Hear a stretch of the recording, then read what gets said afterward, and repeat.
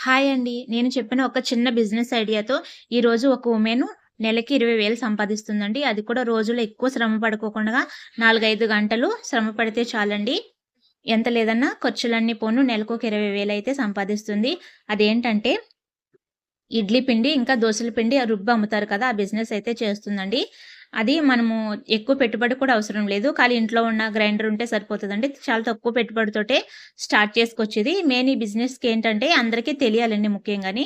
తెలిస్తే గనక మన బిజినెస్ అనేది కొంచెం కొంచెంగా డెవలప్ అవుతది. ఇంకా అలవాటు పడ్డారంటే ఇంట్లో రుబ్బుకోవడం మానేసి ఇలాగ పిండ్లనేవి కొనుక్కొని వెళ్ళిపోతూ ఉంటారండి. చాలా సింపుల్ ఇది. ఈ ఐడియా గనక మీకు నచ్చితే గనక లైక్ చేయండి. ఎవరికైనా యూజ్ అవుతదనుకుని ఈ వీడియో అయితే చెప్తున్నానండి మీకు. ఎవరికైనా యూజ్ అవుతదనుకుంటే గనక షేర్ చేయండి. చిన్న విలేజెస్‌లో కూడా ఈ బిజినెస్ అనేది సక్సెస్‌ఫుల్‌గా రన్ అవుతుందండి. మీరు కూడా ట్రై చేయండి. హాయ్ అండి. నిన్నొకరు మంచి కామెంట్ ఒకటి చేశారండి. దానివల్ల కొంచెం హ్యాపీ అనేదొచ్చింది నాకు. అది